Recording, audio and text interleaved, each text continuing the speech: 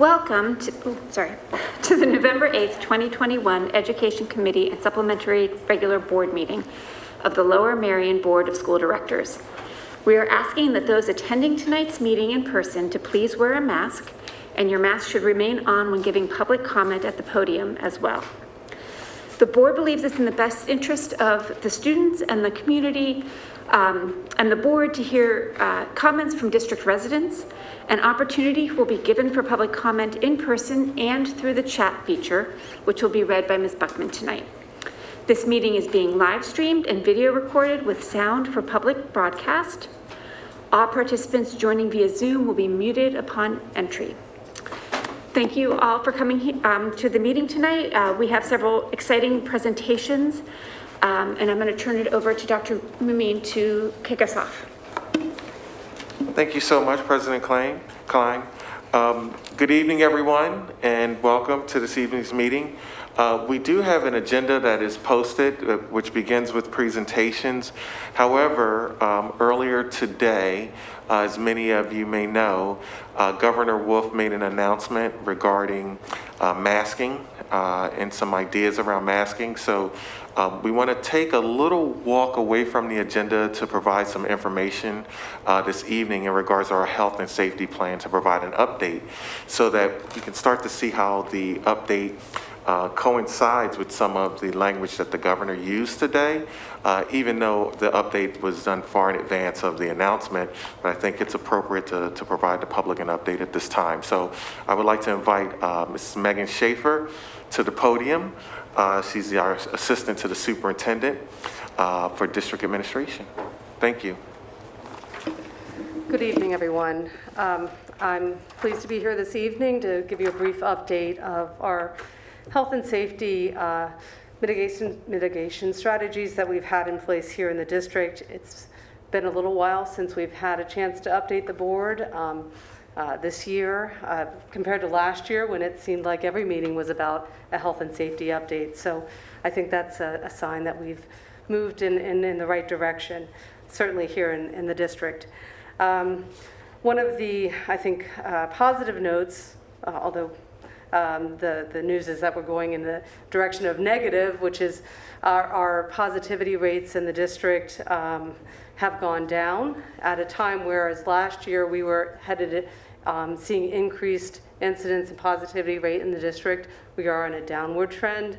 I think that's a testament to the work that we've been doing in the district. Our community is highly vaccinated. We are currently in the substantial zone, not the high zone anymore, and our positivity is actually in the low zone. So overall, we're doing well. We recently held a booster clinic for staff where we offered booster vaccines as well as flu vaccines, and we had over 1,000 participants in that clinic. And that was in partnership, and we've had a great partnership with Eric's Pharmacy throughout this pandemic. And they provide the vaccines, and our nursing staff is there to administer the vaccines. And it's been tremendous to see our staff pull together in support of each other. And certainly that was a really positive day for us in district. It gave the staff an additional level of protection and reassurance as they continue the work in supporting our students in the classroom. In, I guess, a week, we'll be offering a vaccine clinic for our 5 to 11-year-olds in the district.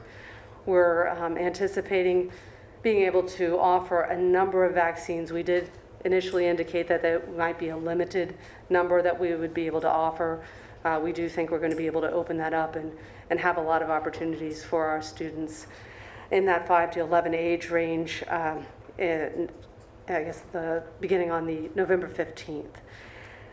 Another thing that we've initiated this year that has been helpful in keeping kids in school is assurance testing of symptomatic students. So the student that comes to school maybe starts having sniffles or sneezes in the classroom, we can do on-site testing.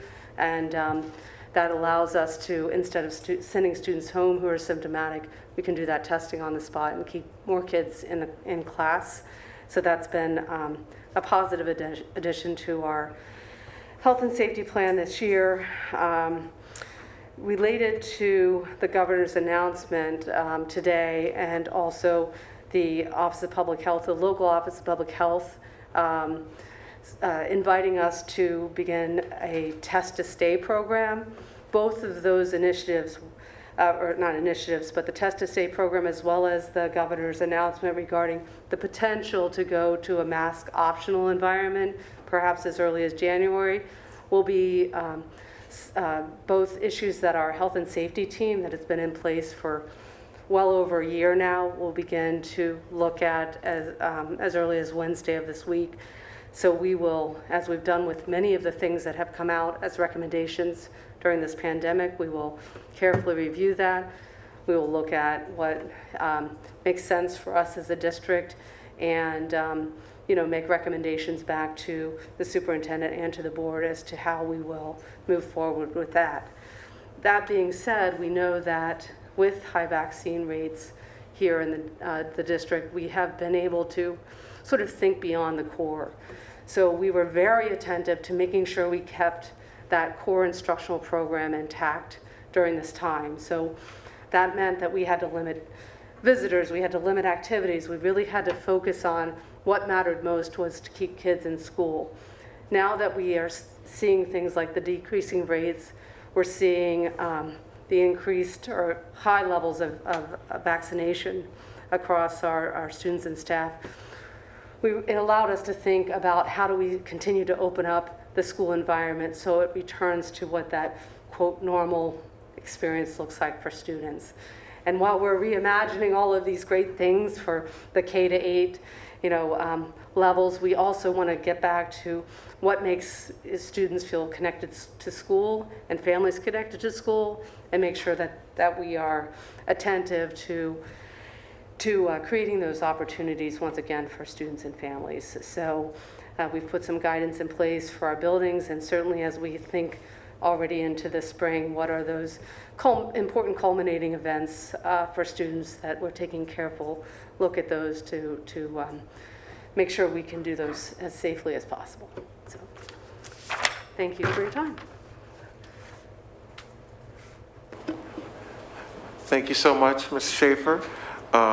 As President Klein had opened up and said, tonight is a very exciting night in regards to having some updates for our K-4 and 5-8 programs. It's very exciting news, and I want to go back and start with the first in regards to our middle school mascot nominations. As you all know, the past 2 weeks were chronicled in the media in regards to my first 2 weeks on the job. And I must say that I've met some very good people here in the district thus far. However, I must say the highlight of my 2 weeks was having the opportunity to tour Black Rock Middle School with the student ambassadors. What an exciting time, and especially to see the excitement around the curiosity of what was being done in regards to the building and the technology that was being installed while we were there. And also the curiosity in regards to the infinite possibilities that the children will have in those buildings. So I'm so excited to be able to invite to the podium this evening Ms. Stout and the student ambassadors to talk about the middle school mascot for Black Rock Middle School. Good evening, everybody. How are you? My name is Sarah Stout, and I'm the very fortunate principal of Black Rock Middle School, and I'm here tonight with 3 of our student ambassadors. These student ambassadors have been meeting in various capacities for a number of years. Most recently, here's a picture with Evan and myself and Dr. Mumeen and some of our other friends on Wednesday, and we were able to A, take Dr. Mumeen to the school, but B, these are the very first students to enter a classroom at Black Rock Middle School, and that was a very cool moment. We were, the architect Scott Downey was there, and he explained to the students the conceptual design of the school, and you saw the light bulbs go off. You know, at one moment a kid went, doing group work here is going to be so exciting because we could just be over there and then we can go there. And I was like, yep, you guys got it. So we have been working really hard. We've actually been meeting on Zoom in multiple locations. So here's a picture of Mrs. Buckman with some students at Penwyn and myself with some students at Gladwin, and then students at Welsh Valley and Bala Cynwyd, and we were meeting. Part of what we were discussing is the power of symbols, and we were brainstorming what we want to be. What do we want Black Rock Middle School to represent? And so these are some of the words that the students came up with.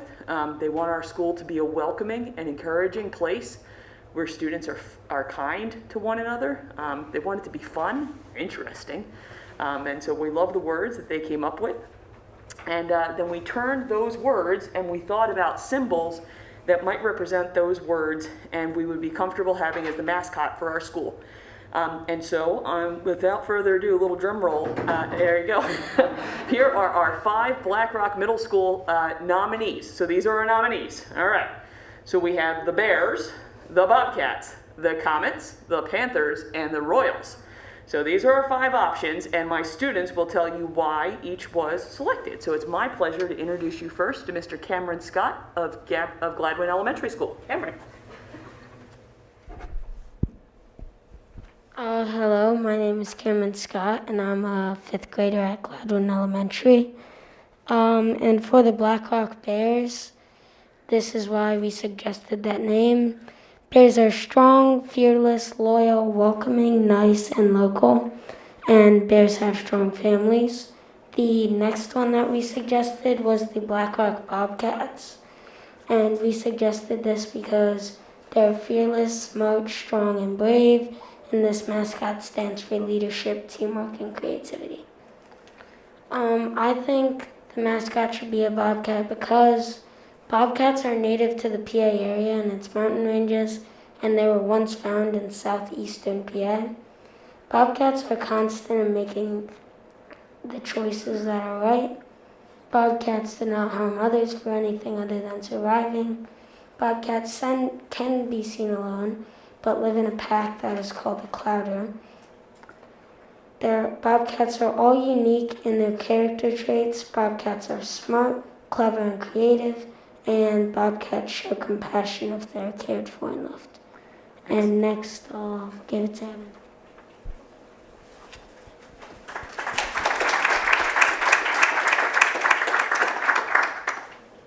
Black Rock Comets. Comets are fast and powerful, and comets soar through the sky. Comets are made of black rock, which would gel nicely with our name, Black Rock Middle School. And comets are bright and unique, which is what we want our students to be. Black Rock Panthers. Panthers are focused when hunting, and students should be focused as well during school. Intelligent. Panthers are intelligent when escaping from hunters, and students should show their intelligence when they do class projects and other activities. Fearless. Panthers should be fearless when they fight other animals, and students should strive to be fearless when they talk in front of the class. Our mascot should be the Panthers because they just look cool. Their dark black fur and green eyes make them special. When other schools' teams see our mascot as a panther, they'll feel intimidated because they know Panthers will fight to the end. Without further ado, I'll hand it over to Bianca.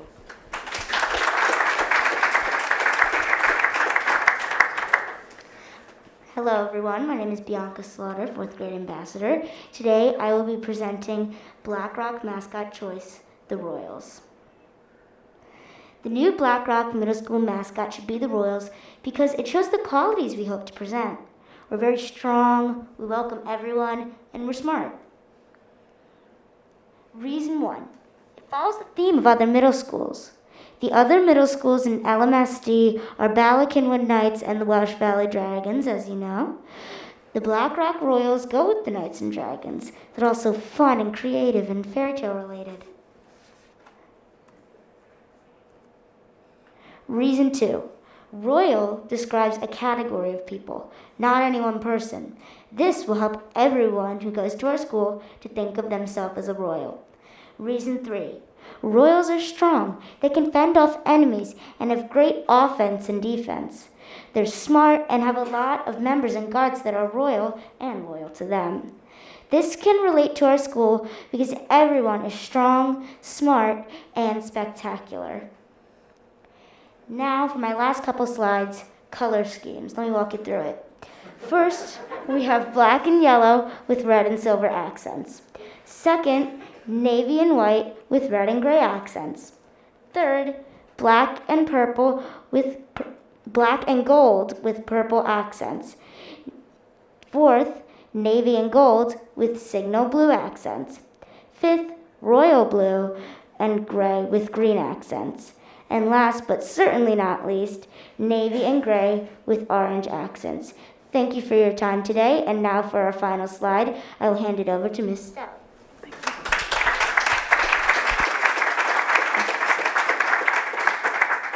So beginning tomorrow, all students who will be attending Black Rock Middle School will have the opportunity to vote. They'll receive a ballot via Google form, so voting will be open next week. We have teachers that will be helping us with that, and then the votes will be tabulated, and I'll be back same time, same place next week for the big reveal. And then we'll work with a style guide, graphic artist on a style guide, and we'll do some gear sale, and we'll really get moving. And we'll be a school with a name and a mascot, so it should be very, very exciting. Big thank you to my wonderful ambassadors. There are many of them, but they killed it. Thank you very much. Thank you so much. And students, as you can see, everyone is just smiling from ear to ear under our mask. I mean, this is amazing. Great job. Continue the great work. And we're looking forward to following your lead in regards to selecting a mascot. So once again, for our student ambassadors and Ms. Stout.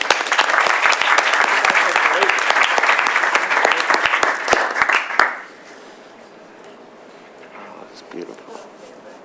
Yeah, some great names, great mascots.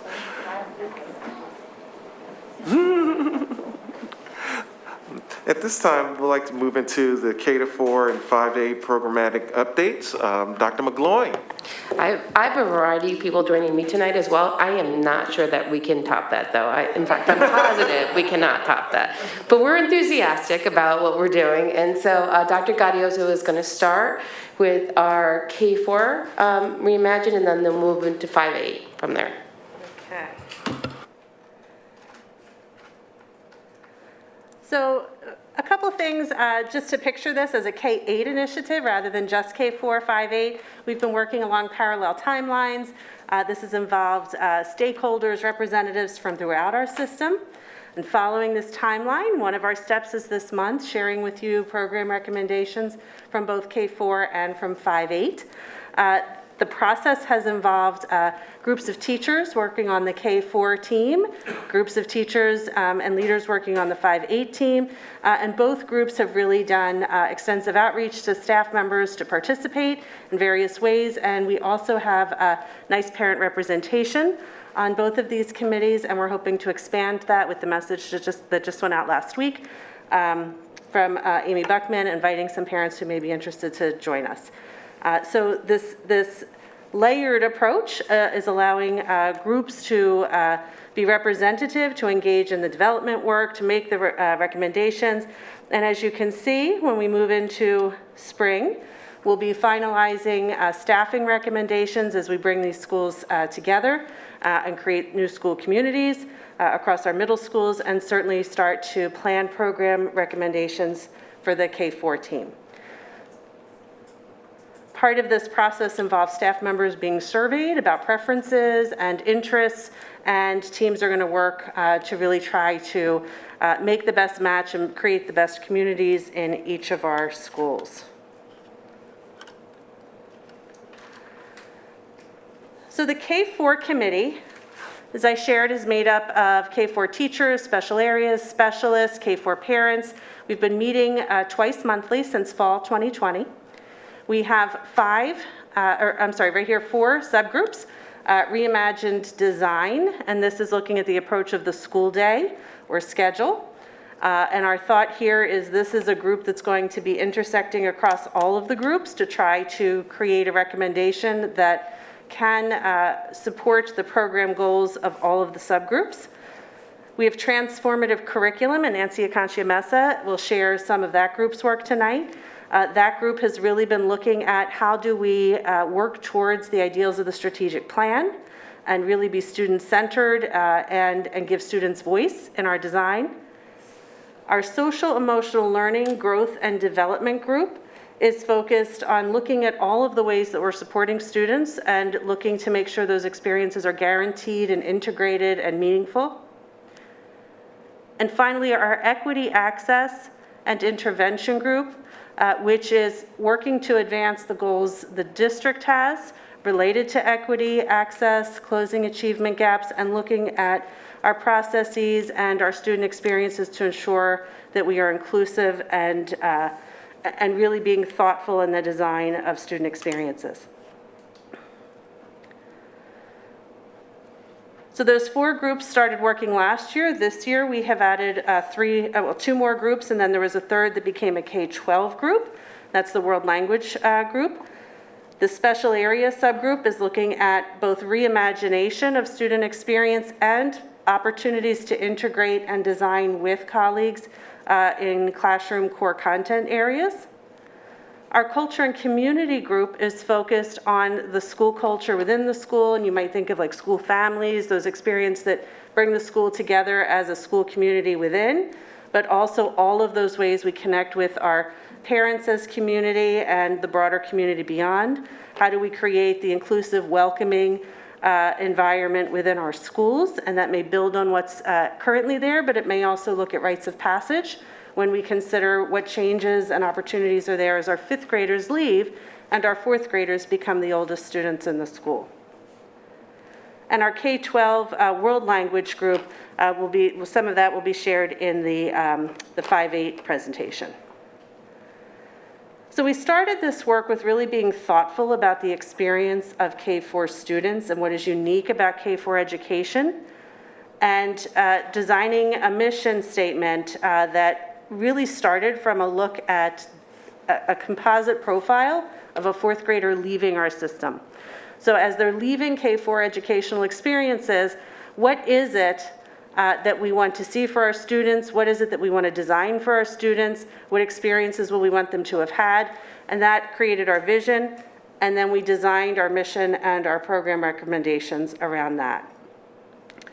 So this vision really was tied to helping students become empowered as flexible thinkers and actors in their world where they're taking their learning and certainly advancing their own personal success, but also looking at how they can be actors on the world around them and how they can really see themselves as part of a community and someone who has a voice and can make changes in the world around them, as well as creating a welcoming classroom community as part of their school experience.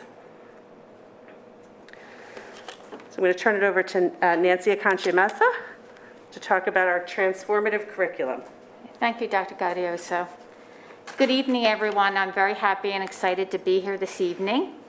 The following are the initial recommendations made by the Transformative Curriculum and Instruction Committee to provide students with an interdisciplinary, transdisciplinary curriculum that is equitable across our K-4 population through problem-based learning, to explore and integrate current curricular areas using an interdisciplinary, transdisciplinary lens, ensure that our maker and STEM resources are equitably distributed and used across all 6 schools, consider a STEM special or specialist to ensure equity and student access to the STEM experiences and resources, design action plans, form planning teams, and create systemic professional learning experiences to support transitioning to problem-based learning. Okay. So why problem-based learning? Problem-based learning fosters student engagement and allows students to have more ownership of their learning. Problem-based learning is centered on a real-world compelling problem that results in the creation of a solution or product to solve the problem. And the core idea of problem-based learning is that students can solve problems in unique ways. Students also come to realize they do have a voice and are empowered to take action and use their learning to improve the world around them. So to create a rich, engaging, rigorous problem-based learning experience, We start with the end in mind, which are the standards, and in our case, will be the science and social studies standards. We then consider learning goals from other disciplines that can be incorporated to deepen students' conceptual understanding and engagement and develop critical thinking and collaboration skills. And this is what makes it interdisciplinary in nature. It becomes a transdisciplinary PBL when students are making connections and applying that knowledge and skills from the multiple disciplines to work on a real-life problem or project and design creative solutions to address the problem. And it also allows for more inquiry, more depth, and more complexity. So our next steps, I want to go back to how do I go back? Okay, so I just wanted to just make note that of the components of a PBL. Every PBL should have a challenging, authentic problem or question, ideally a problem that exists in the student's world, sustained inquiry, student voice and choice on how students are going to solve the problem, what resources they will need, and how the solution is going to be presented, collaboration and discourse through teamwork, opportunities for reflection and revision, and God bless you. And finally, the public product, presentation, or performance. So our next steps will be to continue our research and expert consultation along with conducting additional virtual sites with schools who have implemented transdisciplinary K-4 problem-based learning. The committee has already conducted virtual sites with 2 schools. Continue the development and refinement of our action plan and professional learning plan, as well as the exploration of a possible STEM special or specialist. Develop a transdisciplinary standards-based science and social studies problem-based learning experience, we're going to call them expeditions, I think, at each grade level, and finalize a framework for planning those PBL experiences. Integrate literacy and other curricular areas that can be incorporated, review our current essentialized documents, and work with the special area and unified arts teachers for possible connections there as well. Continue to collaborate with the Equity, Access, and Intervention Committee, as well as the Social, Emotional Learning, Growth, and Development Committee. And we're going to start with the Grade 4 Ecosystems Unit as a prototype or model, as it has many of the PBL components already in place, especially with our partnership with the Lower Merion Conservancy.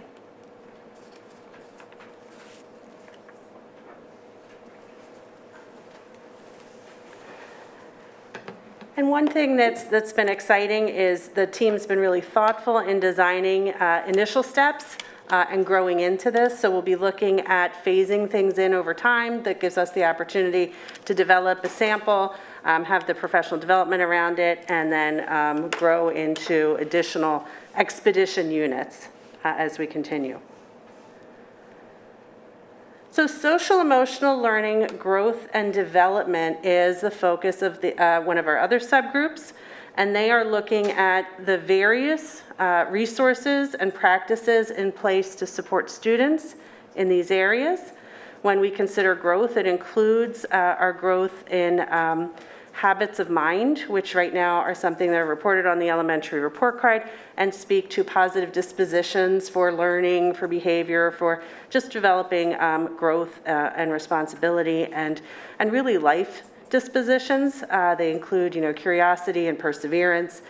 Additionally, our responsive classroom strategies and approaches, and those include just our use of language in the classroom, but also morning meetings. We also look at growth and development with a focus on executive function skills, or those independent learning skills and organizational skills that help students become really successful learners. So we'll be looking at how are we delivering instruction in these areas, but how are we integrating it so that it happens in meaningful ways. An example of that is when you consider a problem-based learning expedition, that's a perfect opportunity for an intersection of a lot of those skills, because students need the independent learning skills, study skills, organizational skills, to be successful with some of those things, and our teachers are designing units thoughtfully to teach those skills in an integrated way as students experience those projects and those units.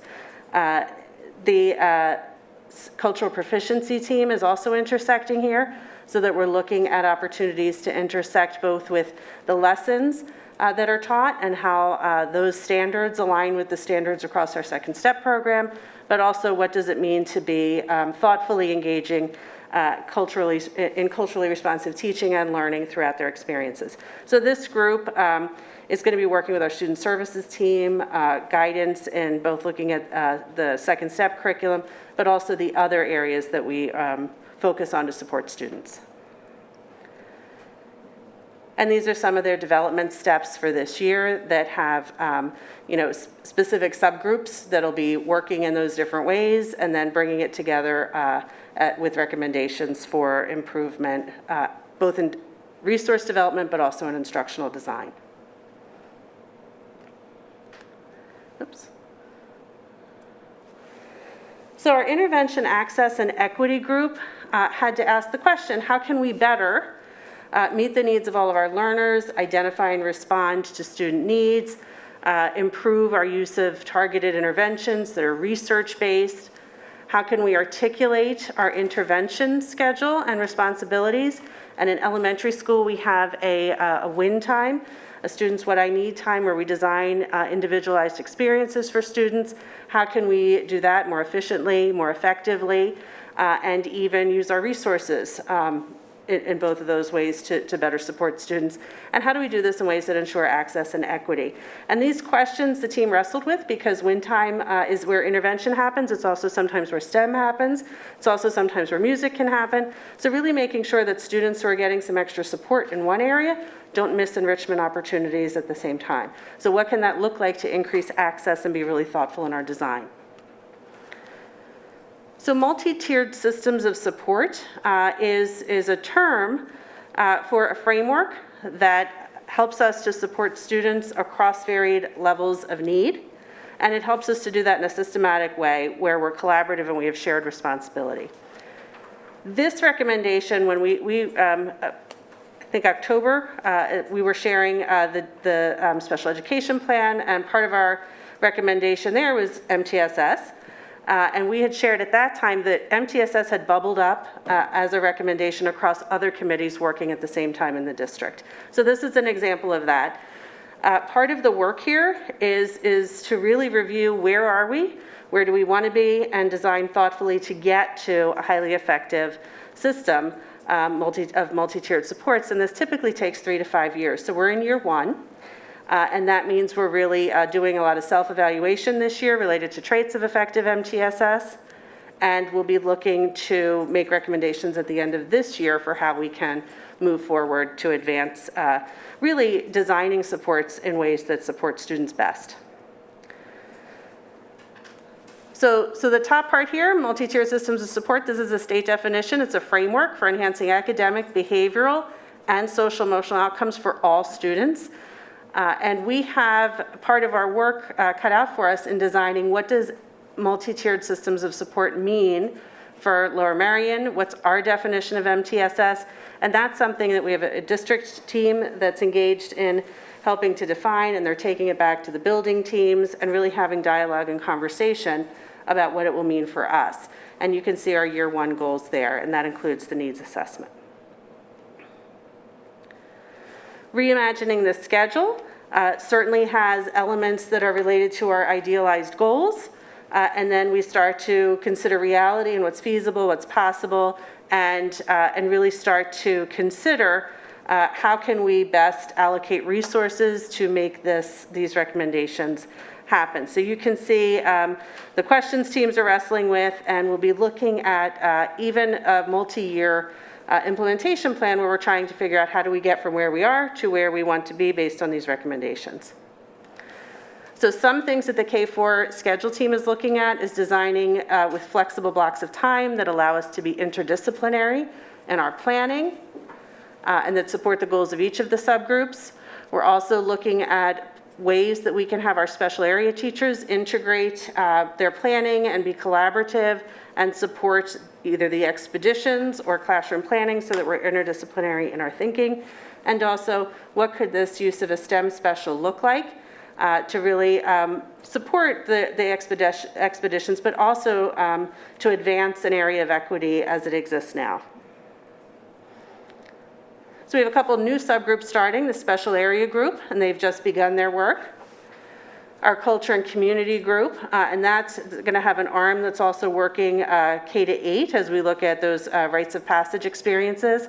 And then, of course, our K-12 group. So we've expanded representation on the K-4 group to bring in new folks. That work will continue, and these are the two new groups that we're going to be pulling in additional parents to have some parent voices on these committees as well.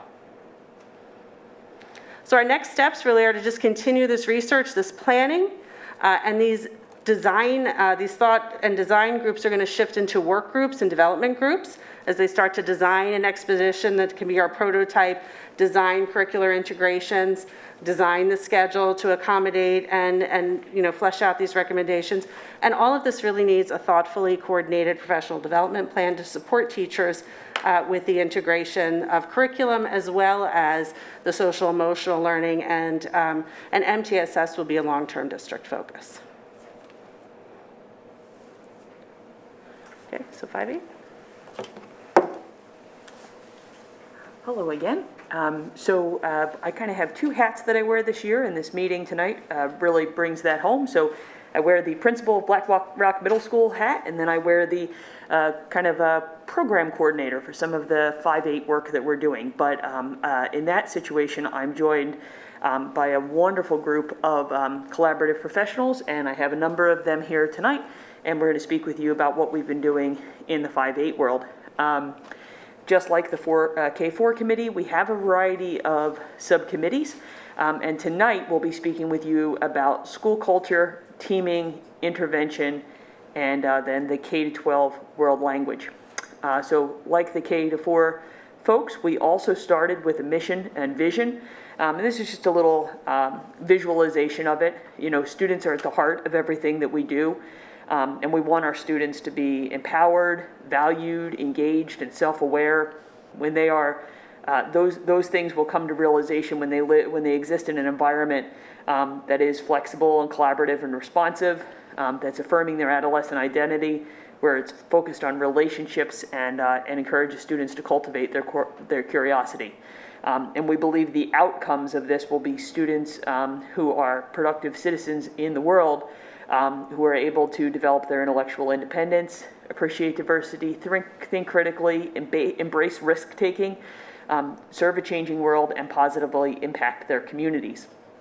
And so really that idea of community development was at the heart of so many things that we've been doing. And part of that is making sure that all individuals feel welcome in our community, and that all of our planning is focused on making sure that we are meeting the needs of all of our learners. So continually having that DEI lens with everything that we do. Our school culture subcommittee really, we want to focus on all students experiencing part of being within a community. And we want to ask ourselves, does the culture of our school serve the whole person? Does it foster social justice and DEI, and does it promote student leadership? So thinking about the individual as a person and moving out from there. And that if we're doing that really well, then that will lead to a culture where students are feeling empowered and engaged. And so sort of three aspects of the committee's recommendation. One, the whole person as an individual. Two, the idea of looking at social justice, diversity, equity, inclusion issues as we move through, and then really creating an authentic opportunity for student leadership to move in the direction of that work. So we believe very strongly that all students have the potential to be effective leaders, and that we define student leadership as the ability to guide and collaborate with others to achieve a desired outcome. And we want students to first recognize myself, who am I, what do I bring to the table, what are my talents and skills, how do I advocate for myself? And then once I'm able to do that, how do I advocate for others? And that's really the goal with student leadership that we're trying to achieve. And so we'll begin that work as soon as this January. You saw some of my student leaders here tonight, and we know that we have many, many more of those folks out there. So working towards a student leadership conference, working on opportunities. We have this opportunity at all 3 middle schools for a double transition. So opportunities for the upper house students to work with the incoming students to help onboard them to middle school and help them acclimate in the same way, empowering those upper school students as well. An opportunity for students to give back to the school as they plan some of those orientation and acclimation activities, and then establishing and maintaining a principal's advisory as well. Through this, we hope to train our staff to facilitate some of those experiences for students, and then in training our staff to facilitate some of those students, offering the teachers themselves some opportunities, some learning opportunities for themselves. And we do want to add some specific course offerings focused on leadership, again, with that 5 and 6 lens of who am I and how do I advocate for myself, and 7-8, how do I advocate for others.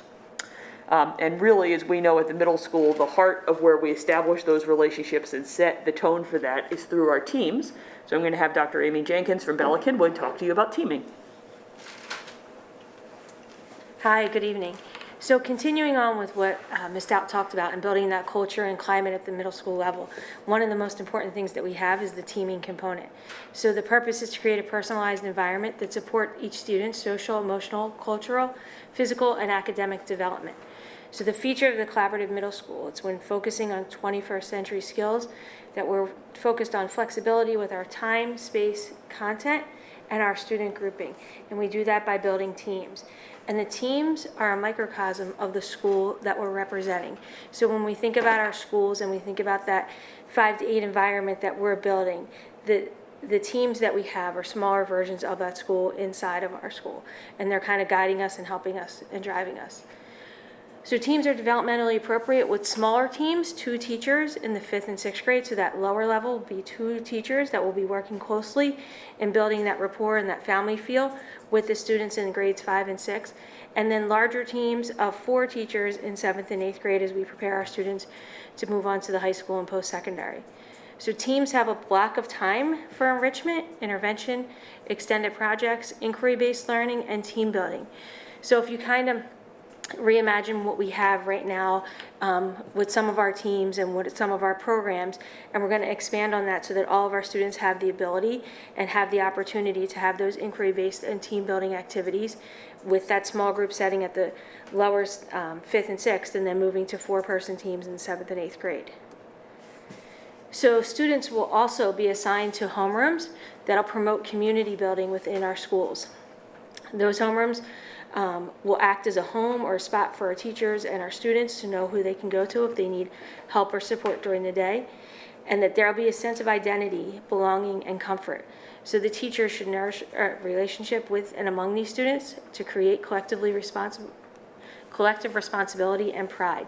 So in 5th and 6th grade, we'll have a daily homeroom with a core team of teachers. And then in 7th and 8th grade, they'll have regularly scheduled team time. So you may not meet with that same teacher, but you may meet with someone on your team during that team time. So teams should consist of core content areas along with special education teachers, and that's an important component of it, and that we're all on this team, we're all learning together, and we're all there to support each other. So counselors will be assigned to 5th and 6th and 7th and 8th and will loop in their grades. So the school counseling component will also be there to support our teams and what our students are doing. And then the core content meetings will be blocked for longer times for interdisciplinary activities and flexible scheduling. So for example, if a team has an activity that they want to do, they're not scheduled into that 45-minute chunk of time, they could take an extended version of that time of 90 minutes or 135 to work on some of the activities that they want to accomplish for the day.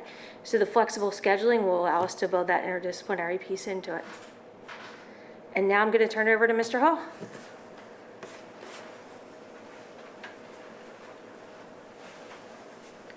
Good evening, everyone. I'm Chris Hall, principal at Welsh Valley Middle School, and it's my pleasure to provide you with just a brief programmatic update on the work of the Intervention, Enrichment, and Wellbeing Subcommittee, which I co-chaired. You see two of our primary recommendations on this slide. The first recommendation on this slide is that we design a 5 through 8 schedule that includes a 15 to 30-minute homeroom or advisory period. I'll talk about why and the rationale for that. The second major recommendation you see on this slide is that we design a schedule which includes an intervention and enrichment block, a time with no new instruction, 30 to 45 minutes daily, which is a research-based best practice that's known and respected internationally. So why? What's the rationale for those two blocks of time and features of a 5 through 8 schedule? The left-hand side of this slide describes some of the needs that we look to meet in adolescent learners from a relationship and a community building perspective. So we use our homeroom as the vehicle to deliver our social and emotional learning instruction. At Welsh Valley, we call that Forum. At Ballykinwood Middle School, we refer to that as Rally. It's yet to be named and coined for Black Rock Middle School. Perhaps after the mascot's named, we can name the SEL program delivery mechanism. But we train all of our teachers to use restorative practices strategies, including circles and affective statements to support students through that SEL delivery mechanism. The homeroom is a daily check-in, and it's a community building mechanism also. So it provides a safe space at the beginning of the bookend of that day, and then I'll talk a little bit about the academic support, which is the other bookend to the day. And you see that on the right hand of the slide. That's called Learn at middle school. Those of you that have had elementary students come through the system, it's referred to as WIN, or What I Need Time. That captures it well, and it's a pretty intuitive way to describe it. Those of you with high school learners know that high school has a lunch and learn model. And so at the middle school level, we refer to that as Learn. It's an intervention enrichment block. It's about 30 to 35 minutes. It's a time daily that every student's guaranteed to have in their schedule with no new instruction, so that when learners struggle to, demonstrate mastery after initial instruction, we can support them with just-in-time support, small group, or individualized intervention, one-to-one tutorial support.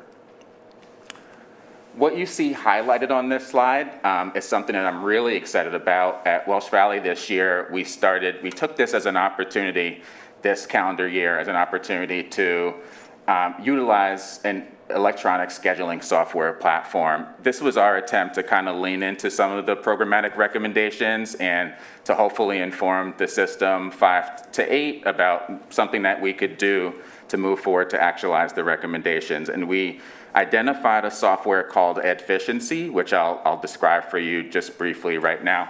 What is Edficiency? It's an online scheduling tool. Essentially, it allows a team of teachers or an individual teacher to create a tutorial session, a small group session, with really targeted support. So the process works like this. And if you take a look at the left-hand side of the slide, you can see that the process starts with teachers creating a session, creating a tutorial session.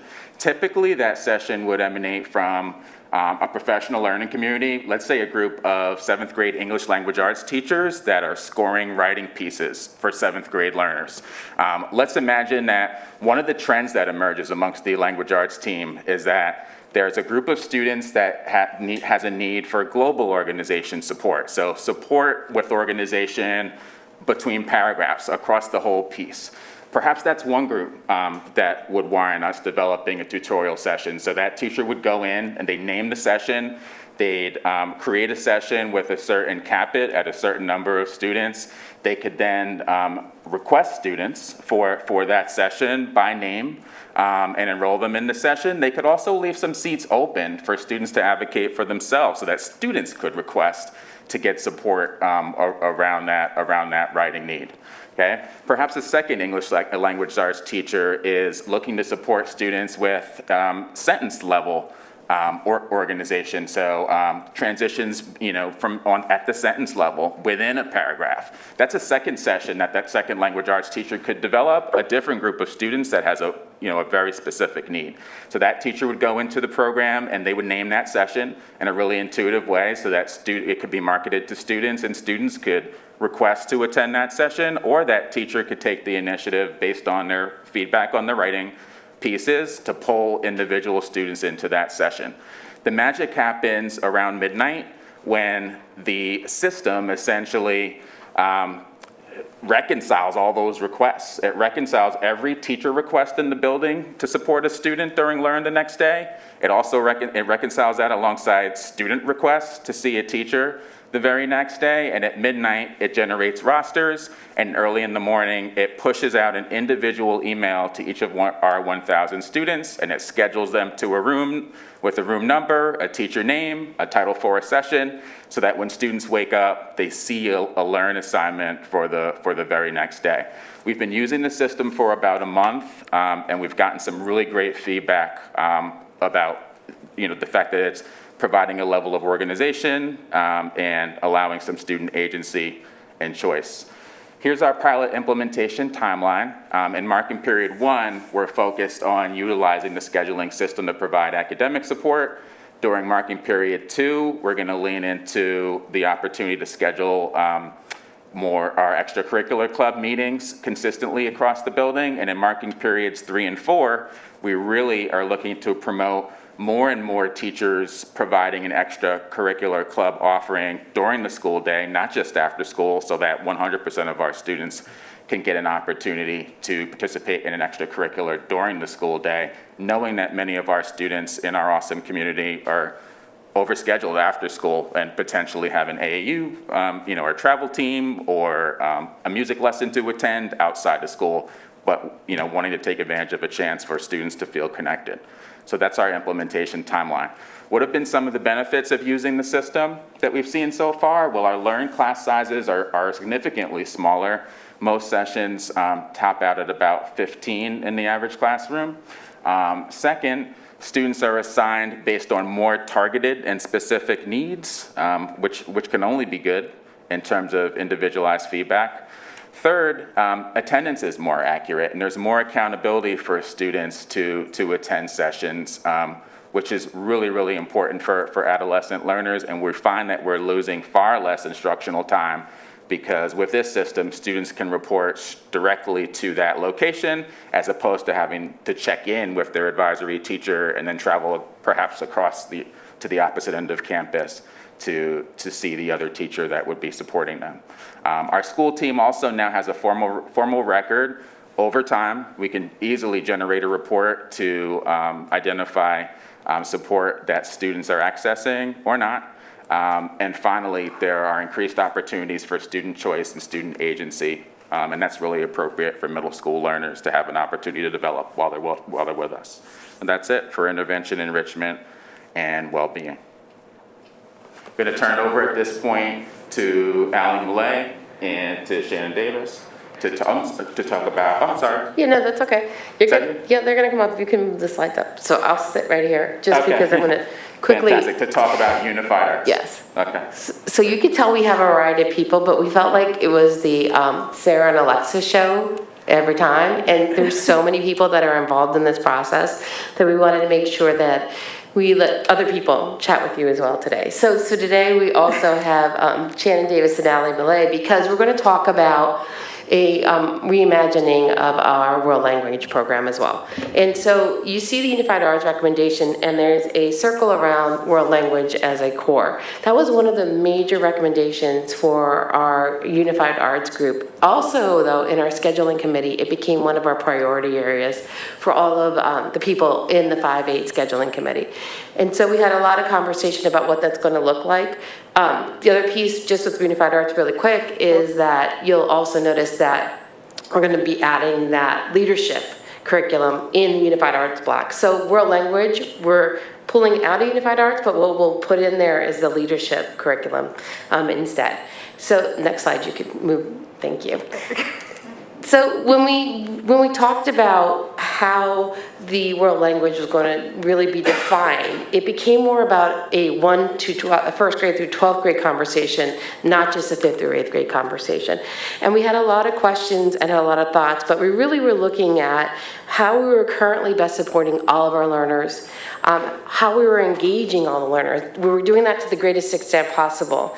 We were wondering if all students were given the chance to achieve their highest level of achievement in world language classrooms, which is something we absolutely want to happen.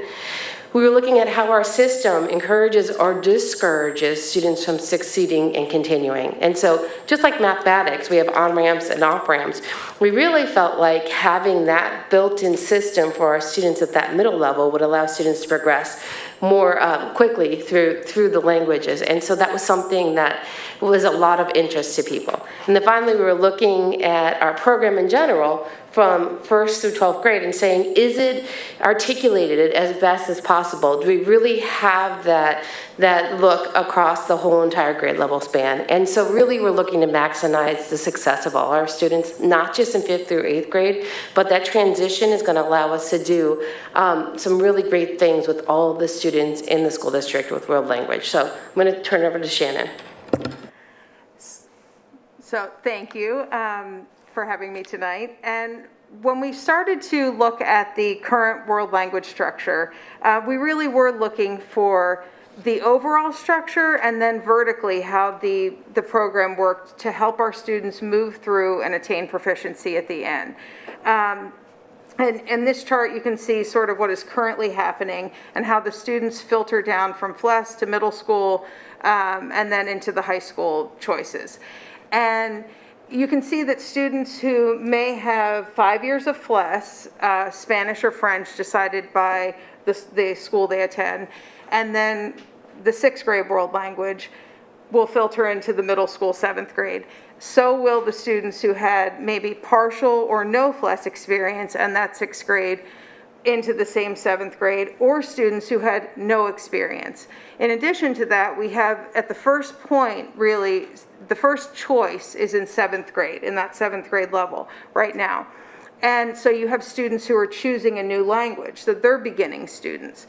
You have students who may have been pulled out of language earlier, and they missed out on some of that experience in FLES or in 6th grade. So they also are moving into the language. And then you have students who had up to 6 years of the language, all coming into one class. So we saw inherently here room for improvement in the structure in terms of supporting students who were continuing on with the language, who had been learning it, and students who were beginners. Another area or programmatic constraint that we saw was the lack of daily exposure, particularly in FLES and 6th grade. And if you look here, you'll see a calendar for October. And this is actually the FLES exposure that a student would have in the squares are FLES, the circles are 6th grade. And while research says that it's better to start a world language earlier, it also says that it is important to have that daily exposure. You can't learn language in 1 hour isolated blocks with 7 days in between. So it's critical to have that daily, continuous, sustained exposure for students to really internalize the language and gain proficiency. So due to the need for instructional time in the elementary schools, some schedule changes that have happened over the years, both in the elementary schools and the middle schools, instructional time has decreased. So this didn't used to be the structure, but this is where we are. Students see their Spanish or French teacher in the elementary school for 1 hour once a week and once every 4 days for one period in 6th grade. It was really important for us to look at all of these constraints, and these are what we see as the current constraints of this sort of program that we have. Look at these in light of the overall program goals that we have. And in addition to having students without any experience mixed into a class with those with up to 6 years of experience, and having a decreasing amount of time in the classroom and that lack of daily practice, and the lack of choice that students don't have a choice until 7th grade. We also really looked at the fact that students with anywhere from 2 to 8 years of language instruction are entering our high school program at level 2 or 2H in high school. So we considered that finally students don't have any choice or chance to be exposed to all of those languages, to sort of get to taste all of them before they pick. And not only that, they've been rooted in one, and as you could see from the first chart, it is hard to make a change. And we're introducing Latin much later than we introduced French and Spanish. In terms of program goals, we're striving to move students to a higher proficiency level. So that's done through frequent, consistent language exposure and repeated practice. So that's where the old saying of use it or lose it comes into play. And that really is true with language learning. The language instruction that's happening once a week or once every 4 days is difficult for even the strongest language learner to attain proficiency. And sometimes to maintain engagement and interest. So these are the proposed changes. Again, keeping in mind that we want all students to succeed. We want to keep all students in the language program. We want them all to move through and find success. So the first is that we want to provide daily uninterrupted language instruction in French, Latin, or Spanish in grades 5 to 8. Students will have, in grades 5 and 6, 30 minutes of daily French, Latin, or Spanish of their choice. In 7th and 8th grade, they continue with a daily period that is 45 minutes. So overall, in 1st to 8th grade, what they currently get, as opposed to what they would get in this sort of 4th to 8th grade, and I'll explain 4th grade in a second, it's an increase of 3 hours. So it's really a wash. It's not, I won't say it's a huge increase, it's 3 hours over the course of all of those years.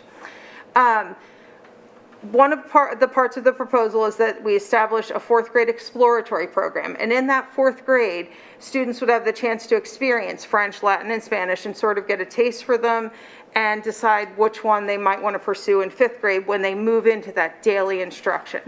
That gives them a chance to start in 5th grade and continue on till 8th grade without a break. The other choice is, I think, advantage to this plan is that students get a choice in 5th grade. They also have a choice of French, Latin, or Spanish in 5th grade, rather than having Latin not be a choice until later, until 7th grade. It provides on and off ramps or opportunities for them to change systematically, for beginners to begin and start new, and for continuing learners to move on. So it allows for acceleration, support, choice, daily language instruction, and ultimately we really just see this as a chance for our students to come out at a higher proficiency level and possibly enter in different places as they move into the high school. As you can see, this would be sort of the reimagined chart. The 5 to 8 work has been and will continue to be a chance for our whole program to refocus on our transfer goals, our program alignment, and the department philosophy of instruction and assessment. We've seen the structural changes before in other departments, math with integrated math, and as well with English, offering upper level electives that promote student choice and help to define success.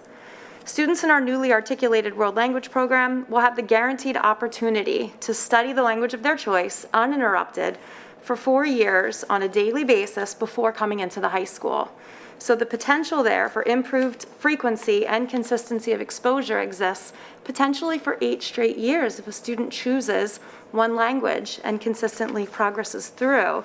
There's a chance to develop greater language proficiency and acquire greater skill sets in that language. It's a chance for us as a program to engage and retain more students. As Shannon stated, it's a chance for us to consider our entry point and bringing students who have taken 4 years of middle school language into a level 3 or a level 3 honors course. And on the other end of our program, it gives us an opportunity to introduce Pennsylvania Modern Language Association's Global Scholars designation. It also invites us to consider student choice and innovation and engagement in proposing electives at the upper end of our articulated program.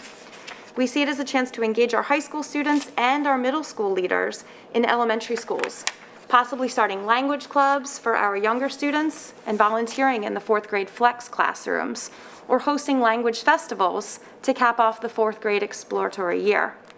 It's a chance to consider guaranteed experiences for our students in world language and to make a conscious effort to maintain some of the treasured FLES experiences, like the markets and the festivals, and see those reimagined for our students in another capacity. These proposed changes are exciting, and they'll help to create a structure for our students to succeed and achieve higher levels of proficiency, cultural competence, and global preparedness. There is a lot of work to be done. So there are staffing implications. Certainly with Latin, we can see bringing that program down to the 5th grade will require staffing. There will be curriculum development, both initially and as students progress through our program, especially at those transition periods between the middle and the high schools. In thinking through our guaranteed experiences, again, we want to preserve those language celebrations and really repurpose those and reincorporate them into the 4th to 12th grade program. And finally, we'll look for ways to create benchmark assessments to check on student learning and refine the pathways and curriculum for our students. As the World Language team works to reimagine our vision of where and how students enter our program, we're excited to explore the benefits of daily language exposure and increased functional proficiency. To the next slide.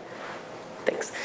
So I think that you heard Dr. Gaudioso say that we were soliciting more parents to join our committees, and I'm pleased to say I had at least 5, so we definitely know people are out there reading what we're putting out there, which is pretty neat. And actually, Jen, I think, had at least 5, so we're like, between the two of us, we got maybe 10 parent volunteers, which was great in my opinion. So definitely we know people are looking to see what's happening, and you can see that at 5-8, we also have additional working groups that are going to start. We're really now in the midst of getting down and doing the really hard work to make sure that when September arrives, we're going to be ready to go. And so you see the flexible block, we're looking to incorporate some of those. Report card is something we'll be dealing with. Athletics and activities has already started, and actually Megan Schaefer next to me is our co-chair for that, so she's done some great work with that already. Rite of passage is important at both the elementary and the middle level, so that's a conversation for us for sure. K-12 world language will kick off after this presentation. And then we have unified arts. And of course, probably one of the most important things that we need to really focus on is our transition for students and our transition for staff. So there's a lot going on. We don't anticipate being in September and being 100% where we need to go. We know it's a process, but we're moving along and feel really good about the work that's been happening in the district. So at this point, any questions you have, we're happy to answer. Thank you, Dr. McLoin and Ms. Stout and everyone. It's a really exciting, and I appreciate sort of everyone coming out tonight. I know that it's a lot of time, but it's great to hear sort of all the different voices that have been involved in this. I know that the entire sort of K-8 process was opened up to all of the staff at the very beginning, and I appreciate just the level of interest and engagement at all levels. So I did want to open it up if anyone on the board has questions. Oh. Mr. Lee? Thank you. Could you turn the slide back to the updated world language progression? It's just a couple slides back. Yeah, it's just a... Or do you want to stop it? yeah, that one, thank you. Well, first of all, thanks to everyone for a really comprehensive overview. There's quite a lot of information to digest. I'm curious about that block down at the bottom, the no middle school world language. Does that mean 5 to 8 language is going to be optional?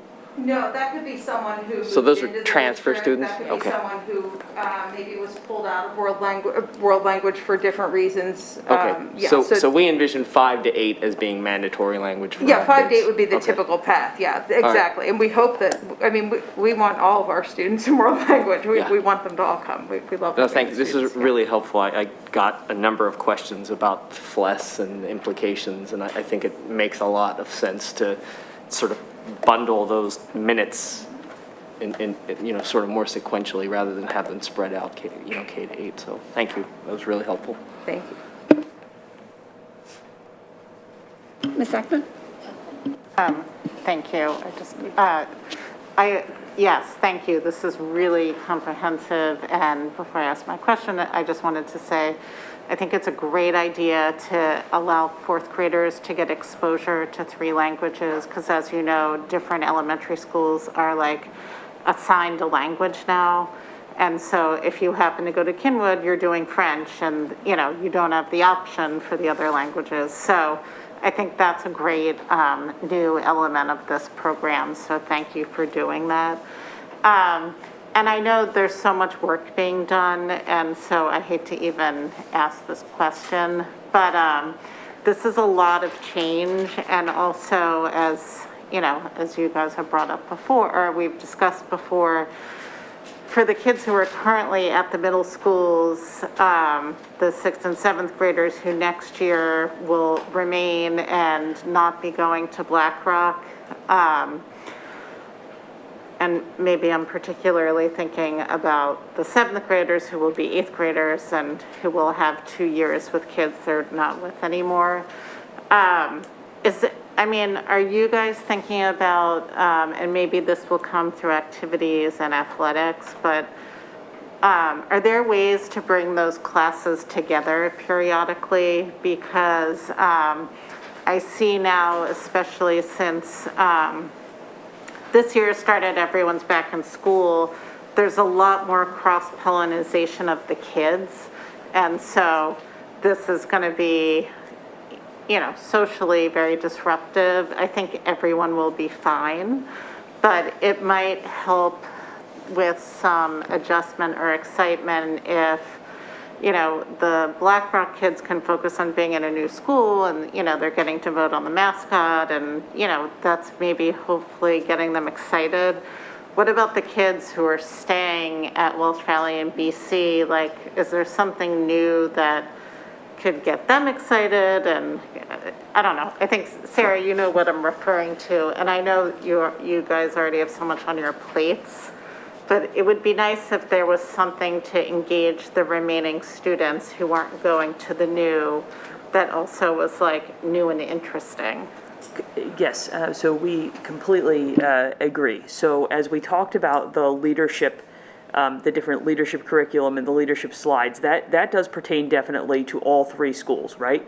So that idea of recognizing leaders, training leaders, working with students in advisory capacity, really thinking about that double transition, that 50% of the students are new, so how do we empower the students who are there to take things on? To have some opportunities for students to get to know one another, because everyone will have some aspect of things that are new. And then in athletics and activities, we've been talking a lot about opportunities, things like a more robust intramural sports program, where are places where it makes sense for sports to be combined simply based on numbers and students wanting to be continuing to interact with one another. What does that mean for other activities that students are connected to? So that's definitely been an ongoing conversation in athletics and activities. I know that Amy and Chris have been thinking extensively about this, starting to talk with their student council. I know the student council sponsors are very much thinking about this and on their mind. So it's not, this part of the presentation really is about all of the schools and looking to support all of the schools and support all of the kids through this transition. Okay? Yeah, thank you. Ms. Kalish? Thank you. So I have 2 sort of related questions. I know we spoke about this in the curriculum committee meeting. I have some concern about removing language from grades 1 to 3, mostly because research shows that the earlier you get language instruction, the more likely you have fluency and the greater your fluency, and that particularly at age like 12, once you pass that, it's much harder to get like total fluency. And I don't know, that I understand the benefit, like you really presented it very well tonight to show the benefit to the middle and high schoolers. I'm on board with that. I just wonder, I'm struggling with the idea of eliminating it completely Though, I mean, I understand, I have a second grader, and she said to me that like once a week, she doesn't love it because it's not a regular instruction. But I wonder if there was anything else considered to try and rejigger that so that we could maintain some of that instruction or to potentially increase that instruction down the line to the younger kids. I mean, I would say down the line, I can't promise I can't promise anything. I'm the department chair at Harrington High School, so I'm promising nothing. But I think, for me at least, I think the exciting part of this is to see what we can do proficiency-wise with the students. And I guess my feeling, and I was a 7-year plus teacher, and love elementary school language, and am a firm believer in a really strong program where there's a chance for the students to gain that language. So I guess I would say, like, let's show you all what we can do in 5 to 8 and wow you and come back and ask you for more. I think that's my I'm feeling. here for it. If you want to come back to us with a proposal. And you know, we're here frequently. We're not shy about asking, but but I think my feeling is right now, as we move in and talk about all the exciting programs, that this is a chance to bring all 3 of those schools a really exciting and solid program. And I know, like, you know, this is actually a decision that affects the Millay family personally as well. So with 3 children. Well, 3 children that'll be affected by this. So I think it's not something we take lightly, and we take to heart what you're saying, and we appreciate it. But I do think that daily exposure is critical. To have that exposure, it is earlier is better, but earlier isn't better if it's once a week, and if they miss it, or right, if they miss it, or if they have a skip day, or it's a snow day. I mean, you think of all the reasons you might miss a special once a week, and how that could space out your exposure.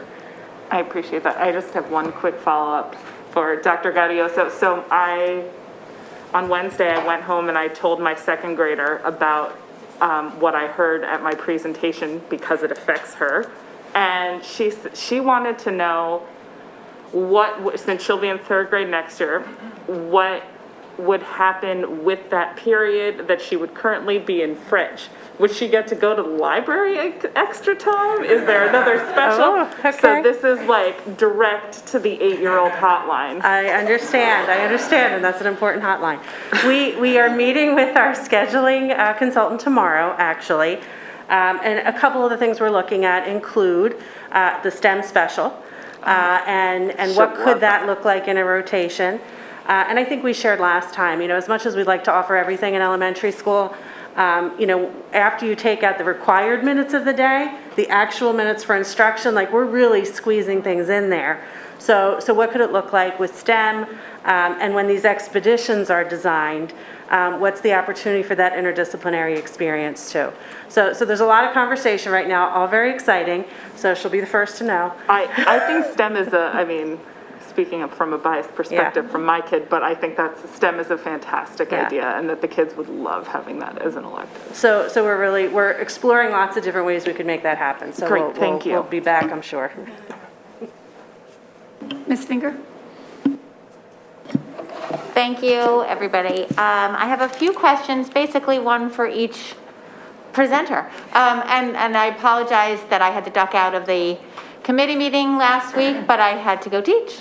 So first off, for Ms. Stout, I appreciate that with each presentation that you give, that you go right back and begin with the mission and the vision, which is the why. And I think it's really important to keep that why front and center anytime that you get up and speak, because really it is all about the students and everything that we're doing, and creating the teams and the time, the flex, and all of that goes right back to that why. So I really appreciate that you have done that.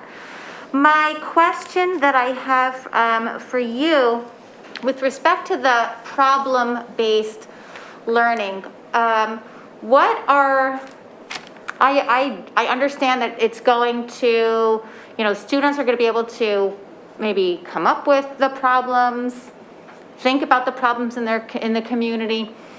but what will you be doing with the students so that they are not just doing surface level, but rather getting research and going deep to really understand what the needs are and the problems that might be facing the community, the local community? I'm wondering, will you be bringing in people to talk about maybe food insecurity and, you know, climate or sustainability, so that way it doesn't become just, you know, we'd like a vending machine for snacks? Do you mind if I call on Ms. Sure. Ancasimesa? Yes, I of think course. she's really an expert more so on the problem-based learning, and I'm going to let her kind of co-speak. And Jen, I think they're probably more expert on that than I am, so I'm going to punt. All right. Okay. So the answers to your question are yes, yes, yes, yes, yes. Okay. All of the above. Okay, great. And just to give an example, we had, we've been working with AJ Giuliani, who's been coming in and working with the teachers. And we do a backwards design from our standards, of course, and our curriculum. And, you know, the example school that we looked at, it really struck a chord, and this is what, you know, Ms. Conchimesa already shared. The school we looked at was Twin Rivers in DC, and it was a local river with unique problems because it was completely urban. And the kids were learning about it as part of their watershed science units and posing questions. And part of the skill instruction was, you know, there was an inquiry process related to what they had learned. They had to do, you know, a deep dive into the content. But then they also, when they were trying to decide how do we fix this problem, you know, say pollution, you know, the kids wanted to learn, they wanted to create a website or get a message out. So it tied to some STEM because, you know, they had to learn how to create the digital message and do a website and that sort of thing. And then they had to put those two skills together so that it was really something that was a public product and it was there, you know, acting in their world to start to make a difference. So it tied it all together, but because it was inquiry-based, I think that decision about what's the expert resource we're going to bring in some of it might depend on what's the problem that we pick, and then what is the idea that the kids have to solve the problem. So the teacher's job really is to pull the standards and the threads together so that the learning outcomes from this, you know, the science, the social studies, and the, you know, the ELA are coming together to help the students, you know, really put it all together to apply in a meaningful way. So that was the example, and that's where, you know, I mean, if you could have seen Nancy, you know, jump through a Zoom, you know, that was pretty much it because that's our fourth grade. That's our fourth grade ecosystems unit, really basically. So that's why we're developing the prototype from the ecosystems unit, because a lot of the bones are already there. So it's very exciting work to start with that. Great, thank you. And I think it's important that our students really understand the problem and care about the problem and empathize so they can really begin to think about, you know, what it is that they could do to perhaps help to solve it or what they can do to prevent it from getting worse. My next question is for Mr. Hall, and it's really just about the efficiency, and it's, I know that, you know, as of midnight, rosters are created and an email goes out. So the onus is then on the students to open the email, and then they must go. Yes? Absolutely. So, okay. And can they say no if a teacher requests them, or they must go? They must go. Okay. Right? So each morning we have a public address announcement that's delivered by a student, and most mornings when technology cooperates, that's also coupled with a television video announcement, Walsh Valley TV, also student broadcast morning announcement program. During that morning announcement, you know, we know the research on habit development, so we know we got to hit at least 21 days straight. Yep. You've heard of a 21-day fix. Yes, I have. Kids hear that announcement repetitively. Check your email inbox for an email from Efficiency for your Learn assignment today. And then at the end of the day, at the beginning of the Learn period, we push out that announcement as well through the public address system. Students are assigned, so they don't have the option of not attending. However, we coach our teachers to have a conversation with the student in class to expect an email. We don't want students to be surprised by the fact that their math teacher is pulling them in. And so the human touch human element is always really important. And so we try to couple that email, which sort of provides that reminder and the accountability with the human touch of, expect that you're going to be coming in on next Thursday, because I'd love to see you. Oh, great. Sure. Great. No, I think that's excellent. And out of curiosity, is there something in the platform that allows you to see that that the communication was sent and opened? So just to kind of cut out a student saying, "Oh, I never got that email." We haven't had too much of that. One of the real benefits of the program is that, prior to having a program like this, there were 1 million emails, one-off emails flying between teachers and even all staff emails. Where's Johnny? Now any teacher in the building can can go into the program and find out where Johnny is, which is great, because I may have requested Johnny yesterday. Johnny may have requested to see his English teacher and not me, the math teacher, and that may be where they ended up. Well, any teacher in the building can see Johnny is scheduled to their math teacher right now, and whether that was based on the teacher's request or whether it was based on Johnny's request, which just facilitates the communication. It sounds fantastic. Sure. Thank you for sharing. And I apologize, it's very short. And it's just really about the clubs for foreign language, which is something that Dr. McGloin and I had talked about for those younger students who are not aren't in 4th grade, but whose parents or the students or both are interested in having some exposure. You did mention clubs. I'm curious if the clubs are for those younger students or for just 4th grade. And I know that time and language are very limited commodity. No, I think we would absolutely hope that they were for all of the elementary school, and that we would have high school and maybe middle school. I mean, who knows, helping out with those.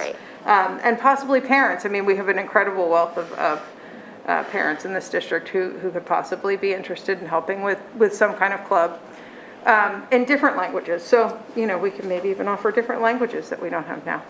Yeah, absolutely. Thank you. Dr. Gilbert? Thank you. I just want to take a step back and thank you all for the work that you've been doing. This is incredible. I'm thinking back to all of the strategic planning and the ideals of, interdisciplinary studies for all of our students, and, inquiry-based, work, and just the ways in which we could actually become more focused on the needs of particular students, and also giving voice to more students. So it's just incredible to see the amount of work that's been done, because this new, in addition to everything else, the new school has been, sort of prompting this. But also in addition to the fact that you all have been dealing with COVID, and that it is just really superhuman that you've been able to continue with these kinds of working groups in the middle of a pandemic that obviously no one expected. So I just want to congratulate you on all of that work.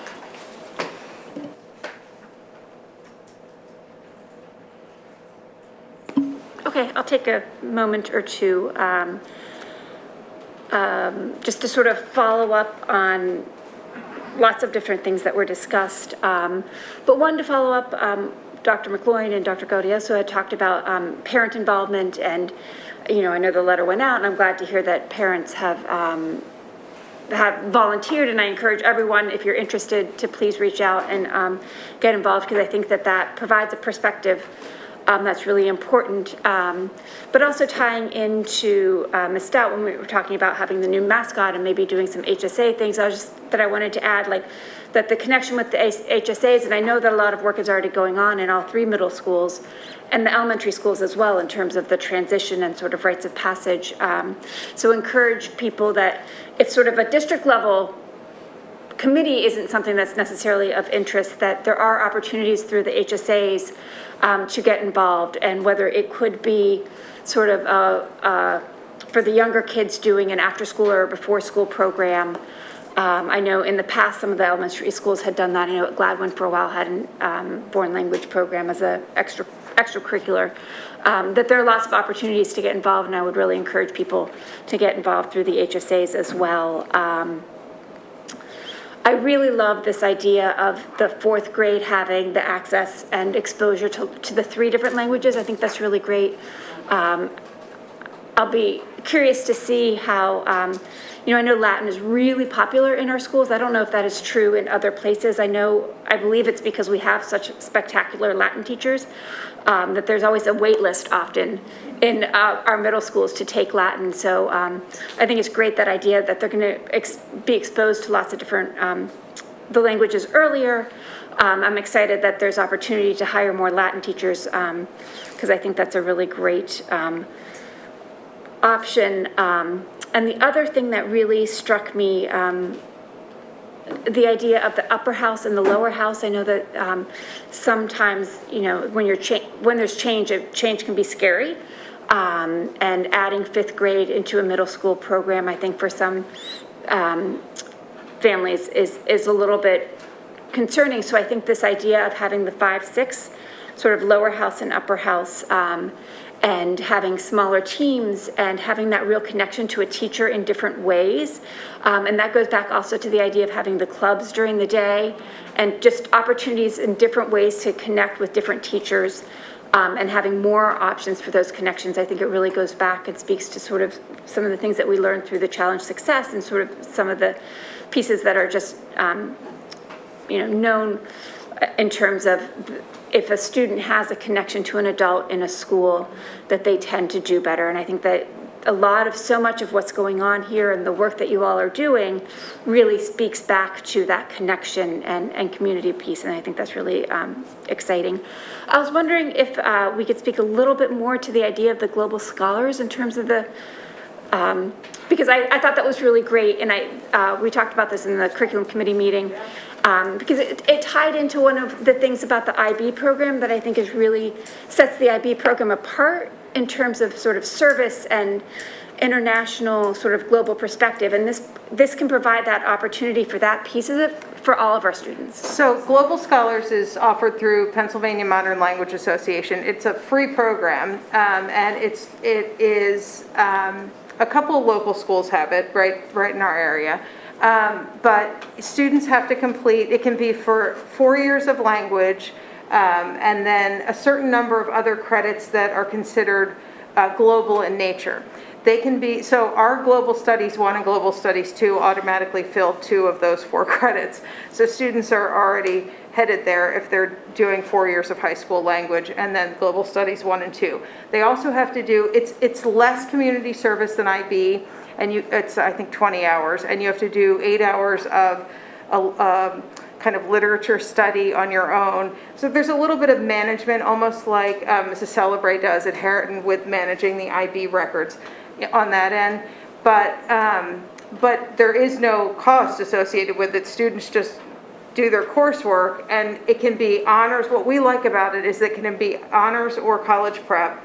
The IB students would automatically almost get this if they complete their IB things because of CAS and the requirements for that. So it would be like an additional sort of feather in their cap. But it's something that encourages teachers to, I don't want to say globalize their course, but if their course is considered up to 50% global in nature, it can be considered a Global Scholars course to fulfill the credits. So we actually met already with the department chairs at both high schools and talked this, presented and said, what do you think?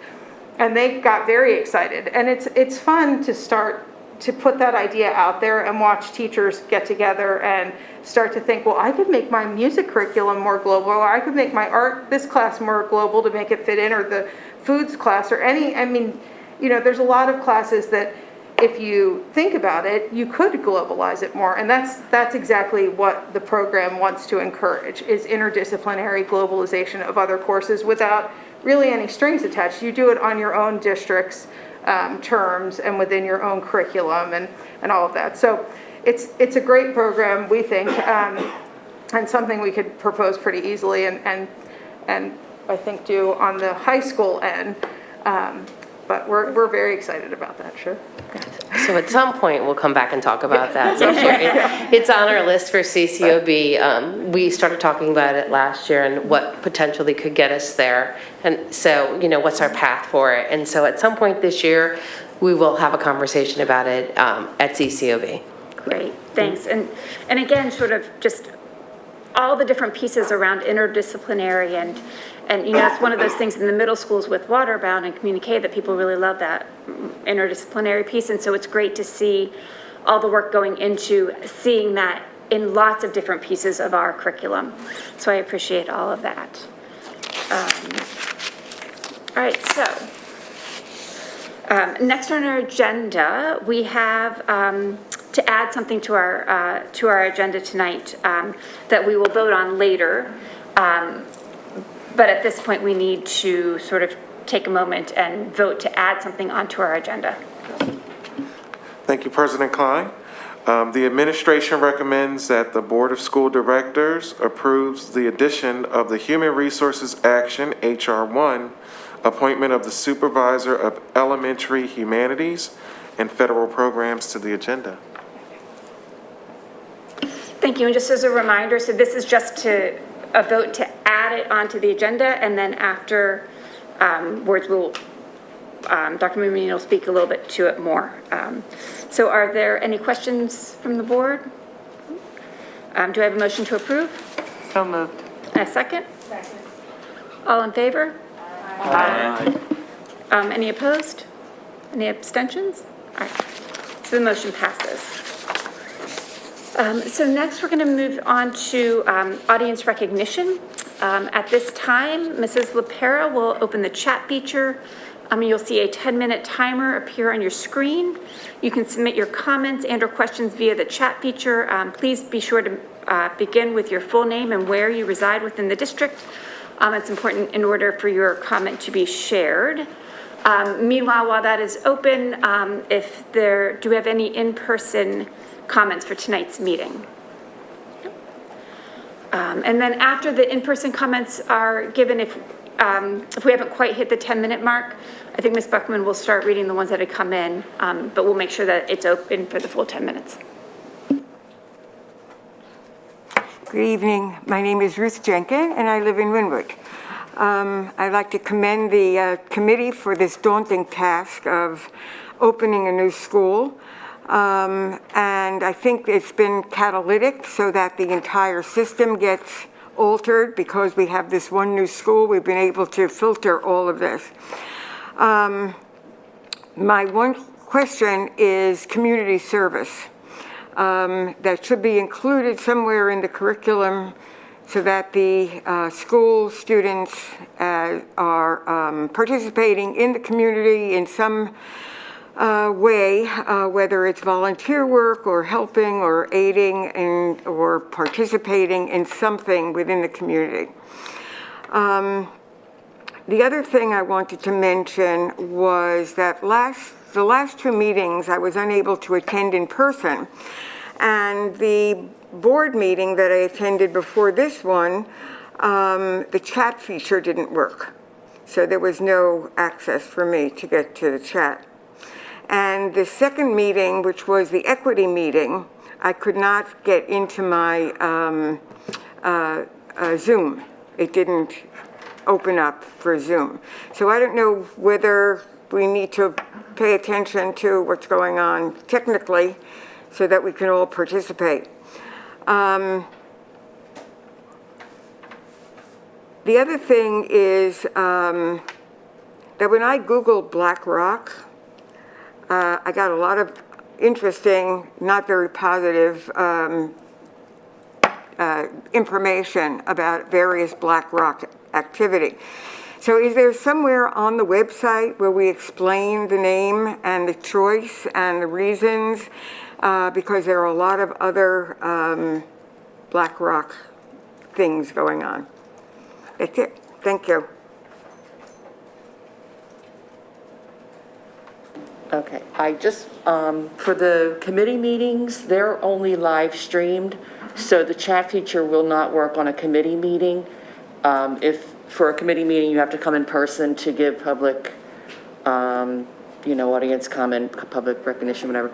And then as far as the links, they're attached in several places on our website, in board docs and in our calendar, and you should be able to click on the link. If you're having trouble at home, I'm not sure if it was something at home, but the links are posted in several places. So if you continue to have problems, just call me and I'll help you.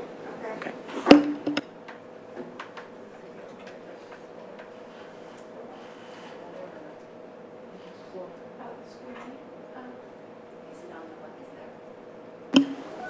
Is there an overview of the process for the Black Rock Middle School on the website? I don't believe we shared an overview of the process, but we did have an explanation of why the name was chosen. That's what I meant. It's on the 5 to 8 on the new middle school increasing enrollment tab. Okay. So there is a piece on that in the middle school increasing enrollment tab in terms of the why the name was chosen. And also at the board meeting where we voted on the name for it, you can actually go back and watch the footage from that meeting, and I gave a report of the naming committee, including the different types of names we discussed, how we weighted things differently, the community input, and why we ultimately chose a name that honored the indigenous people of this area.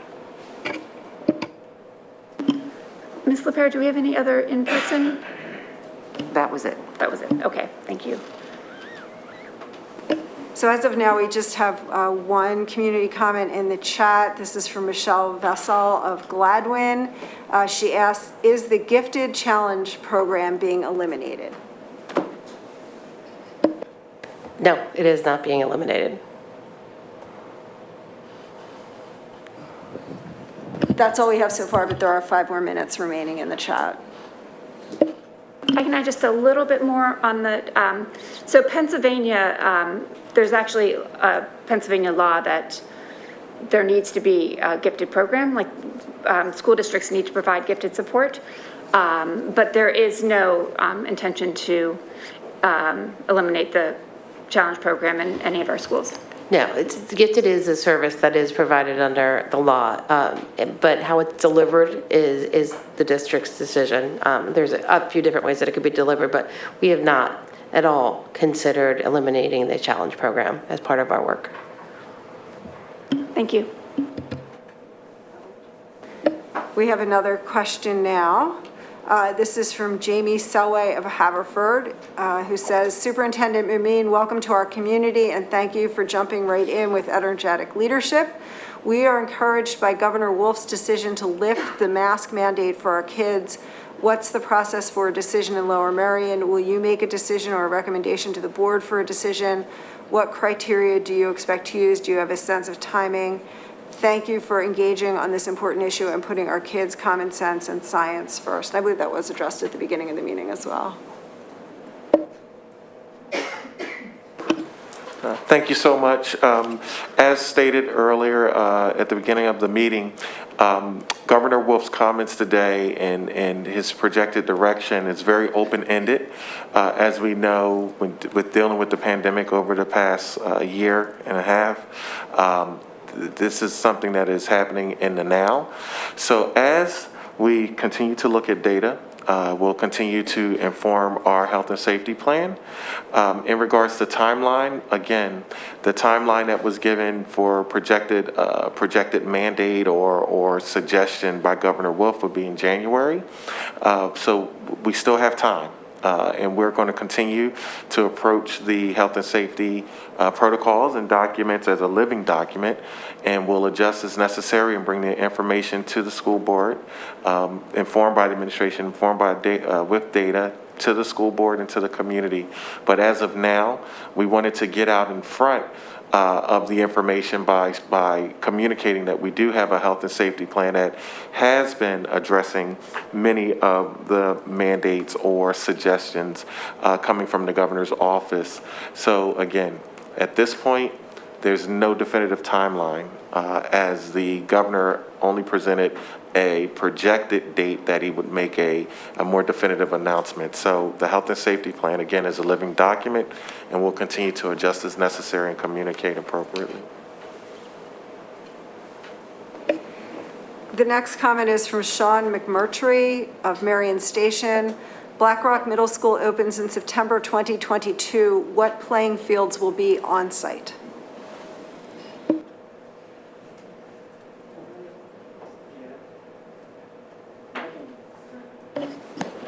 So at 1860, which is the address of Black Rock Middle School, we'll have actually a track, which was pretty nice because Ballackinwood's track is there, but it's not long. It's too short for me.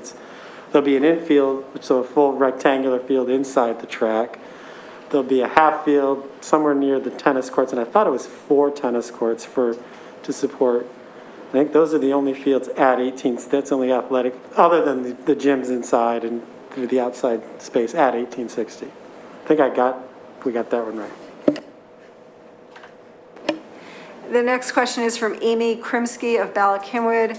My question, which I'd really like an answer to, is if Lower Merion High School can get temporary lights on the field, is there anything holding back the decision to move back high school start times? I've been advocating for this for about 4 years. My neighbor advocated for this for 15 years. Her kids are in their 20s now, and there seems to be no movement. Is there anything other than lights on Arnold Field holding back this change?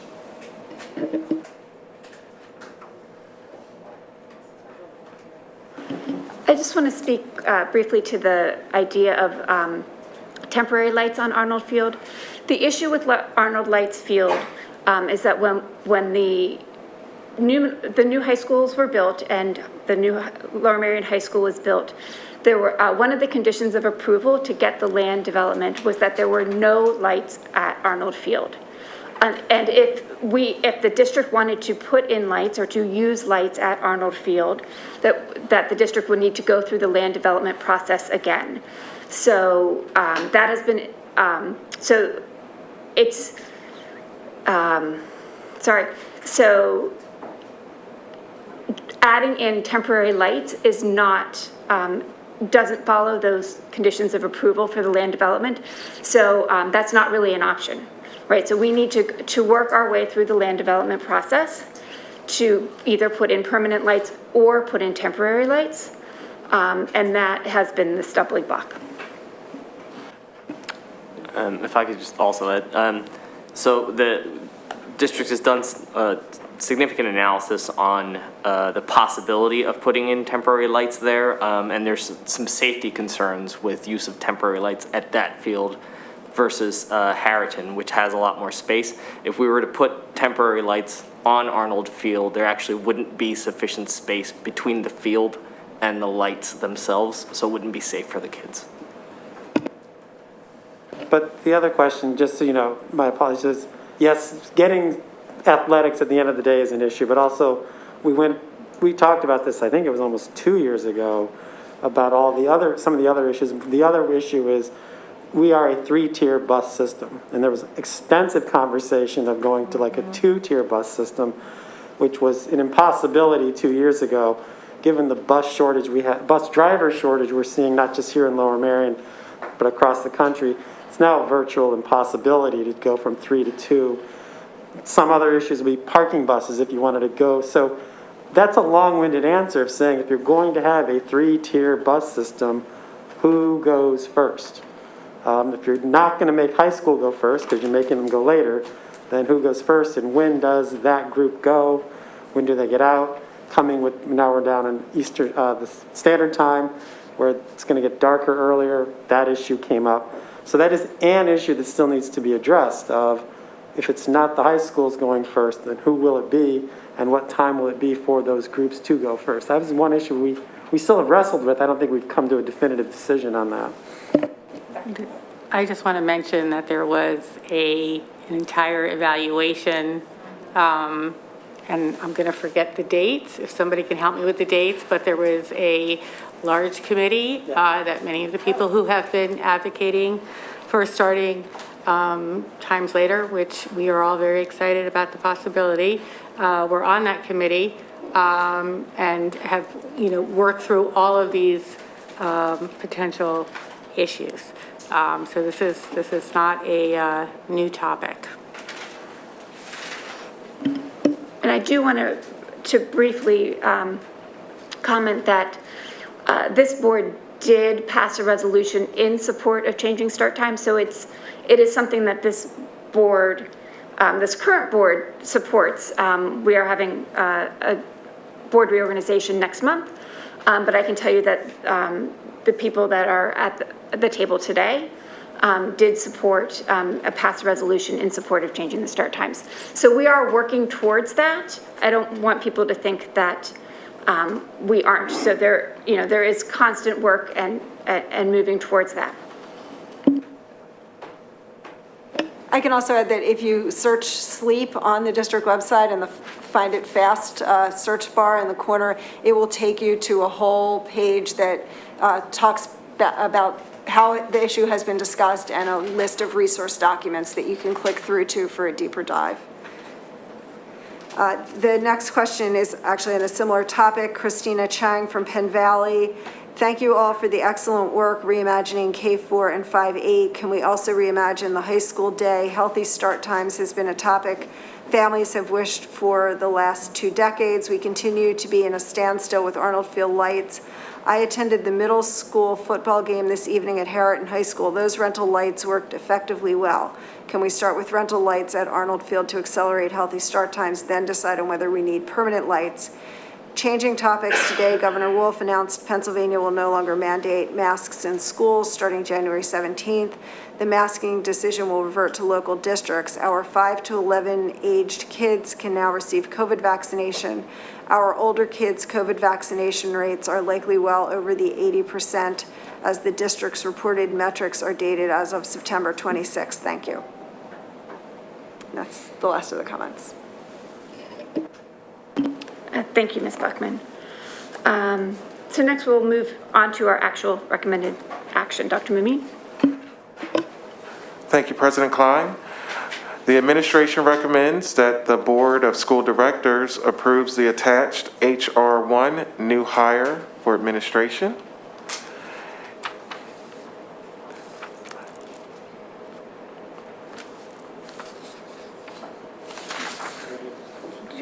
Oh, yes.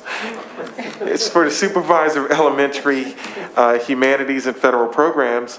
We're recommending that Dr. Dory Martin Patone. Unfortunately, she couldn't join us this evening, but she's being recommended as the district's new Supervisor of Elementary Humanities and Federal Programs, replacing Dr. Lorraine DeRosa, who retired. I would like to take this opportunity to welcome Ms. Patone, who comes to us from Marple Newtown School District, where she's been serving as the Director of Teaching and Learning since 2018.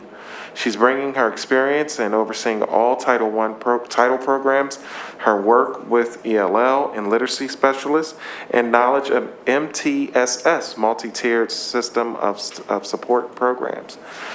With that said, at the board's pleasure, we would recommend that she's approved as a H1 new hire for administration. Thank you. Are there any questions from the board? No? Okay. Do I have a motion to approve? So moved. Do I have a second? Second. All in favor? Aye. Aye. Aye. Any opposed? Any abstentions? Okay, the motion passes. Welcome, Dr. Patone.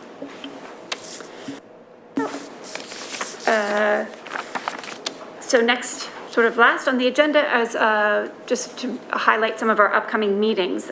This Thursday, November 11th, is the Facilities and Purchasing Committee meeting. It'll be at 8:30 a.m. here in the DAO boardroom. Next Monday, November 15th, is our regular business board meeting here at 8 p.m. And then on November 17th, next Wednesday, is the Communications Committee meeting. It'll be here at 7 p.m. Again, all here in this building. Also, next month, more of a heads up that the board meetings, which are generally the second and third Mondays of the month, in December, it is the first Monday of the month. It's actually a state-regulated date that all school boards have their reorganization meetings on the first Monday of December, and that's where we'll be welcoming our new school board members. I'd also like to remind everyone about some upcoming meetings. The Committee for Special Education has a meeting tomorrow night, Tuesday, November 9th at 7:30. It's part 2 of their education program for parents on executive skills. It's called Smart But Scattered, Strategies for Managing Executive Functioning in Teens. And next Tuesday, November 16th at 9:30 a.m. is the Interschool Council's monthly hot topic, which is a virtual meet and greet with Dr. Mameen. I'm sure the ISC is very excited to have him join them. And there being no further business, the meeting is adjourned. Thank you.